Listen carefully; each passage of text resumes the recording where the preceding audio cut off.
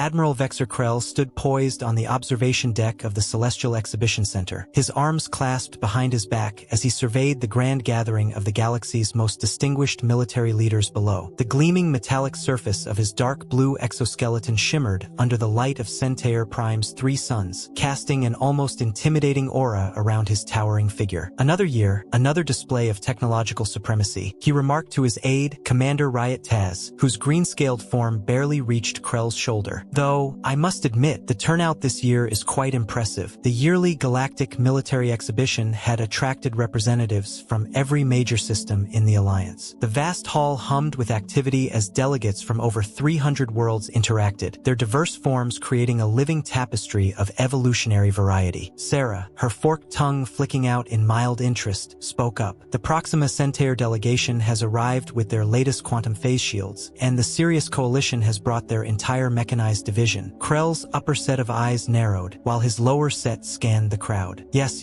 the usual players with their usual gadgets. He paused, watching a group of Andromedans glide by, their vapor-based bodies contained within protective suits. Though, I can't help but wonder about the rumors surrounding our newest Alliance member. The architecture of the exhibition hall itself was a marvel, crafted to accommodate the diverse needs of its visitors. Gravity generators created localized fields to cater to species from both high and low-gravity worlds. Temperature-controlled zones kept beings from ice planets and volcanic worlds comfortable. The air was carefully adjusted to suit a range of atmospheric requirements, with specialized breathing equipment provided when necessary. Below, a squad of Relian warriors demonstrated their incredible strength, each towering nearly 4 meters high with reinforced skeletal structures capable of lifting several times their own weight. Their display earned appreciative murmurs from the crowd, particularly from the crystalline-bodied Vaga collective, whose shimmering forms sparkled as they shifted to get a better view. Sir, the Tarian ambassador is requesting your presence on the main platform, Rhea said, her scales turning a lighter shade of green, a sign of her mild anxiety. The opening ceremonies are about to begin. Krell straightened, adjusting the ceremonial armor adorned with the medals and commendations from over 100 campaigns, the light reflecting off them perfectly. Though I must admit, these ceremonies seem to grow more tiresome with each cycle. He began making his way toward the platform, his massive legs carrying him with surprising fluidity for his size. As he navigated the crowd, Krell nodded to various dignitaries. The Centaurian sons were present, their large craniums housing some of the galaxy's most brilliant minds. The Orion Syndicate representatives stood in their signature flawless formation, their hive mind coordinating their every movement with unsettling precision. Commander Krell, a voice whispered as they neared the platform. Have you reviewed the security measures for today's demonstrations? Yes, Admiral, Rhea replied with a quiet nod. Triple redundancy on all safety systems, as per your instructions. Though with the combined military might of half the galaxy here, I doubt any threat could. Triple redundancy in all safety systems, as per your directive, Rhea stated confidently. But her voice faltered as she noticed Krell's upper set of eyes narrow, focusing intently on something distant. Never underestimate chaos, Commander, Krell said quietly, his voice carrying a grave tone. In this galaxy, there's always something that can catch even the most prepared off guard. With that, the Admiral stepped onto the platform, joining the other high-ranking representatives from various factions. The Tarian ambassador, an entity of pure energy housed in an intricate mechanical exoskeleton, floated toward the center stage. The lights in the exhibition hall dimmed, signaling the start of the ceremony. Esteemed delegates, the ambassador's voice echoed through the hall in a smooth, translated cadence. Welcome to the 457th Galactic Military Exhibition. Today, we not only commemorate our technological advancements, but also the enduring unity and strength of our alliance. Krell's attention briefly shifted as his lower eyes detected movement from the far entrance. A new delegation had arrived. His upper eyes remained fixed on the ambassador, but something about this moment felt off. There was an undercurrent of tension in the air, or perhaps it was just Krell's battle-hardened instincts warning him that this event would not go as expected. The murmur of the crowd grew quieter, anticipation building, as a lone figure emerged through the entrance. Alexandra, or Alex Blackwood as she was known, walked into the hall. Standing just shy of 2 meters, she was far from imposing by galactic standards, but her movements were fluid, almost predatory. She moved with a purpose, unlike the mechanical precision of the Orions or the ethereal glide of the energy beings. Admiral, Rhea whispered, her scales shifting to a mottled pattern of gray and green. That's the human representative. Krell watched as Alex made her way through the crowd, her simple black uniform emblazoned emblazoned with Earth's insignia, a stylized globe wrapped in olive branches. "I expected more from their government," he remarked, not sure what to make of this. From his vantage point, Krell observed the reactions of the other delegates. The Relian warriors barely acknowledged her, unimpressed by her relatively modest appearance. The Vaga collective hummed with a resonating vibration, a silent show of disdain. Foolishness, a low, grating voice muttered behind them. Grand Marshal Thex of the Relian Empire had never been known for his tact. One solitary, unmodified human at the galaxy's leading military event. They don't understand their role. Alex paused by a display of Proxima battle armor, her gaze inspecting every feature with a focus that made the presenting engineer take an uneasy step back. Reaching out, she ran her fingers along the smooth surface of the armor, causing gasps of surprise from those nearby. "Careful, human," Lord Commander Zerx of the Proxima Guard barked, his tentacles writhing in agitation. "That armor weighs 3 times what your kind can normally lift. We wouldn't want you to strain yourself." Alex's lips curled into a slight smile as she turned to address the Lord Commander. "Thank you for your concern, Commander," she replied coolly, "but I believe your calibration on the joint servos is off. You're losing about 15% efficiency on the power transfer." A stunned silence filled the room. Krell's upper eyes widened slightly, while his lower set focused intently on the Proxima officer. Lord Commander Zerx's skin flushed a deep purple, his species version of either fury or embarrassment. "And how?" Zerx's voice dripped with barely contained contempt. "Would you know anything about our advanced military technology?" Alex shrugged, a surprisingly casual gesture in such a formal setting. "Simple physics. The hydraulic flow pattern is visible through the auxiliary ports. Basic stuff, really." Before Zerx could respond, the Tarian ambassador's voice cut through the tension. "If all delegates would please take their positions, we're about to begin the main demonstrations." Krell watched as Alex found her place among the other representatives, notably isolated, as others subtly shifted away from her. Yet she seemed entirely unbothered, her posture relaxed but alert, those strange human eyes constantly moving, observing. "Sir," Rurk's voice was barely a whisper. "Something feels off about this human." "Because she's not afraid?" Krell replied, his lower eyes still tracking Alex's movements. "Everyone else here is either trying to intimidate or avoid being intimidated, but she's just watching." The first demonstrations began, a parade of military might from across the galaxy. The Orion Syndicate showcased their latest Neuralink combat drones. The Andromedans demonstrated their new phase shift technology. Through it all, Alex watched with that same intense focus, occasionally making notes on a small datapad. "I heard their planet is classified as a death world," one of the Centaurian peons commented nearby, their telepathic communication barely contained. "High gravity, extreme temperature variations, hostile fauna, and yet they send this. Perhaps the reports of their capabilities were greatly exaggerated," another responded. Krell noticed Alex's lip twitch slightly at these comments. Of course, the delegates had forgotten or didn't know about human hearing range. She could hear every dismissive whisper, every condescending remark. "Commander Krell," he spoke quietly to Rhea, "what's the gravity setting in this section of the exhibition hall?" Rhea checked her datapad. "Standard galactic normal, sir. 1/3 of Earth's gravity." She paused, her scales shifting to a thoughtful blue. "So you don't think that she's been moving around in 1/3 gravity as if it were nothing?" "Yes, that's exactly what I think." Krell's upper eyes narrowed. "And she hasn't even broken a sweat." The exhibition continued, but Krell found his attention repeatedly drawn to the human. She moved through the crowd with a grace that seemed at odds with what he knew about high-gravity species. There was something else too, a coiled tension in her movements, like a spring waiting to be released. Du Surila interrupted his observations. "They're ready for the main event, the new battle mech demonstration." Krell nodded but couldn't shake the feeling that they were all missing something obvious about their human guest, something that perhaps they should have paid more attention to before dismissing her so readily. The exhibition hall's central arena cleared as the massive doors slowly parted, revealing the Empire's pride and joy, the TD-9000 Titan Dreadnought, standing 15 meters tall. Its polished armor gleamed under the exhibition hall's lights. The battle mech represented the pinnacle of galactic engineering. "Behold," announced General Dax Vorum, his cybernetic eyes glowing with pride, "the future of military superiority." The TD-9000 combines the strength of a Relian, the processing power of a Centaurian, and the adaptability of an Andron. From her position near the back of the crowd, Alex Blackwood raised an eyebrow. Krell's gaze shifted back to Alex as she made more notes on her datapad. Her face still neutral, but her eyes locked onto the TD-9000 with unrelenting focus. The TD-9000 is designed to operate operate in any environment. General Vorum continued, his voice swelling with pride. He gestured dramatically with his cybernetic arm. From the icy tundras of Proxima to the molten seas of Vuya Prime. Its neural interface ensures instantaneous response times, and its reinforced neo-titanium frame can withstand. A sudden, sharp crack split the air, cutting his words short. The battle mecha's left leg servos screeched, the sound enough to make several engineers in the crowd visibly wince. The massive machine wobbled, listing to one side. Minor calibration issue, General Vorum quickly reassured the crowd, though his cybernetic eyes flickered rapidly, a sure sign of growing anxiety. Completely normal during demonstrations. As I was saying, the TD-9000, but before he could finish, the mech lurched forward. On the third step, it happened. Multiple servos shrieked in protest, the neural interface sparking visibly, and the battle mech pitched forward. It was headed straight for the VIP section, where the Centurion Sons and several Vaga collective ambassadors were seated. Activate emergency protocols, Krell commanded, his forearms instantly reaching for his command console. Nothing's happening, Rhea reported urgently, her scales turning white as fear overtook her. The safety systems aren't responding. The mech's quantum field is interfering with the protective barriers, Krell realized, his heart sinking. Chaos erupted in the crowd. The Centurion pawns, despite their formidable telekinetic abilities, could do nothing to stop the 15-meter falling colossus. The Vaga collective ambassadors' crystalline bodies resonated in panic, producing a high-pitched wail that only intensified the chaos. Evacuation protocols, General Vorum shouted, his voice barely audible over the din. All delegates, clear the area immediately, but it was too late. The battle mecha's descent was too rapid, and many of the delegates stood frozen in place, their flight or fight instincts failing them in the face of such an unexpected danger. Krell's mind raced, calculating every possible outcome. The death of even one ambassador would shatter centuries of fragile alliances, leading to a diplomatic catastrophe unlike any they had ever faced. Commander, he started to bark an order, but Rhea's attention had shifted elsewhere. Sir, look, she exclaimed, pointing. Krell's eyes followed her gesture. Through the chaos, a black-clad figure moved with purposeful stride, not away from the falling machine, but directly toward it. It was Alex Blackwood, cutting through the panicking crowd with an eerie calm. What is she doing? A voice shouted from the crowd. She'll be crushed. Krell's eyes narrowed, his military instincts kicking in. He quickly calculated the vectors and forces involved. At her current pace, Alex would reach the impact zone roughly 2.3 seconds before the battle mech hit, just enough time to die alongside the trapped ambassadors. Everything seemed to slow. The massive shadow of the mech loomed larger. The screams of the crowd faded into the background, and for a brief, fleeting moment, Krell saw something in Alex that defied all logic. In that instant, he witnessed an event that would alter the galaxy's perception of their newest ally forever. Alex reached the ambassadors, but rather than trying to pull them away, she did something far more astonishing. She planted her feet firmly against the floor, bent her knees slightly, and raised her arms above her head. Her face was the epitome of calm. No fear, no hesitation, only pure, focused determination. The impossible, Grand Marshal Thex breathed, unable to hide his disbelief. She's not going to. The TD-9000 Titan Dreadnought, the pride of the Empire's military might, 15 meters of advanced technology encased in reinforced neo-titanium, plummeted toward a single human woman. Physics dictated that she should have been obliterated on contact. She should have been crushed, pulverized into nothing. Instead, Alex Blackwood stood unyielding, hands raised to meet the oncoming force. The impact was overwhelming. The ground beneath her cracked, her boots sinking into the exhibition hall's indestructible floor as if it were sand, but she did not falter. She did not break. She did not die. The downward momentum of the battle mech slowed, then stopped entirely. An eerie silence descended over the entire exhibition hall, broken only by the strained groan of the battle mecha's metal frame and the soft grunt of effort from Earth's representative. Well, Alex's voice rang out, her tone surprisingly steady but strained. Anyone want to help these folks move? Or should I just hold this all day? For 3 seconds, no one moved. The sight of a human woman holding up a 15-meter war machine seemed to short-circuit the minds of some of the greatest tactical and engineering minds in the galaxy. Today would be nice, Alex added, her arms beginning to tremble slightly under the pressure. This thing's heavier than it looks. That was enough to snap the onlookers out of their stunned silence. Security teams rushed forward, swiftly evacuating the dignitaries from beneath the suspended dreadnought. The Centurion peons floated away, their oversized craniums pulsing with confused psychic energy, while the Vaga collective ambassadors ceased their crystalline keening, now vibrating at a frequency that could only signal utter bewilderment. Admiral Krell, his mind already racing with implications, moved purposefully toward the scene. Engineering teams, get those stabilizers online. We need emergency support right now. Working on it, sir, a voice replied in a panic from the chaos. But our equipment wasn't designed for this. It wasn't part of any safety protocols. Alex shifted her stance slightly, adjusting to the immense weight of the battlemech above her. The neo-titanium frame groaned as she carefully redistributed its load, her every movement precise. You know, she called out conversationally, despite the clear strain in her voice, you really should have installed manual override controls on those servo joints. General Vorum's cybernetic eyes flickered through a spectrum of colors, his mind scrambling to process the impossible. The neural interface, the power requirements alone, the structural integrity calculations. He turned to his chief engineer in utter disbelief. This